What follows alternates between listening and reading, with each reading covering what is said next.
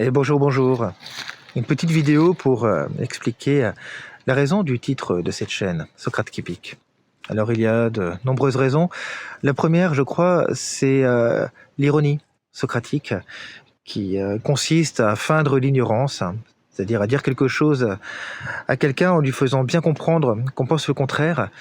Et j'aime beaucoup l'ironie socratique parce qu'il s'agit d'une arme pour désarmer un adversaire par trop dogmatique, par trop arrogant. Et je crois que c'est par cela que commence la philosophie, être ironique envers les autres, mais également être ironique envers soi et désamorcer toutes les velléités dogmatiques, toutes les velléités qui consistent à croire que on est dans le vrai, que c'est nous qui avons raison.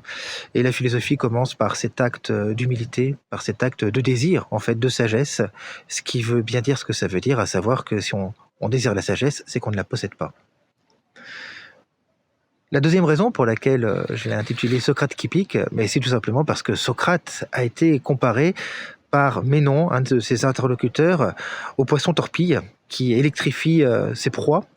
Et Socrate, c'est un des effets de la rencontre avec Socrate. Socrate, eh bien, engourdissait ses interlocuteurs parce que, à force de poser des questions simples, élémentaires, mais tellement élémentaires que ses interlocuteurs n'y avaient même pas pensé, eh bien, Socrate engourdissait leur esprit. Ils ne savaient plus où ils en étaient. Ils étaient dans cet état, donc un peu pétrifié en quelque sorte par ces questions. Et Socrate qui pique parce que le choc électrique eh bien, produit un effet qui, sur le plan intellectuel, sur le plan de la spéculation, sur le plan du mode de vie, hein, est tout à fait fécond. Et enfin, Socrate qui pique, il y a une troisième raison, c'est Socrate lui-même, cette fois-ci, dans l'Apologie de Socrate, de Platon, qui se compare à un temps, cette espèce de grosse mouche hein, qui pique, hein, qui peut même être dangereuse à l'occasion. Et Socrate, se comparant à un temps, s'imagine en train de piquer à la grande cité d'Athènes pour l'éveiller, pour la réveiller de sa torpeur, de sa torpeur dogmatique, hein, de son sommeil dogmatique.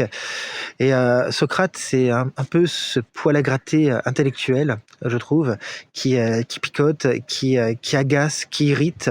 Et c'est ça que je trouve génial chez Socrate. Et c'est pour cela que Socrate est pour moi une figure extrêmement inspirante.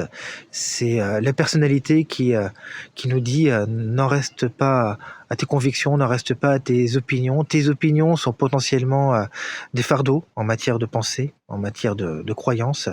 Et essaye de les remettre en question, essaye de les questionner, et d'investiguer, et de sortir de ta zone de confort. Et c'est ça que je voulais illustrer avec ce titre de chaîne, Socrate qui pique, sortir de notre zone de confort pour essayer eh bien de chercher la vérité, de la chercher sincèrement. Parce il y a une chose qui est sûre, hein, c'est que la vérité, on ne la trouvera pas si on ne la cherche pas.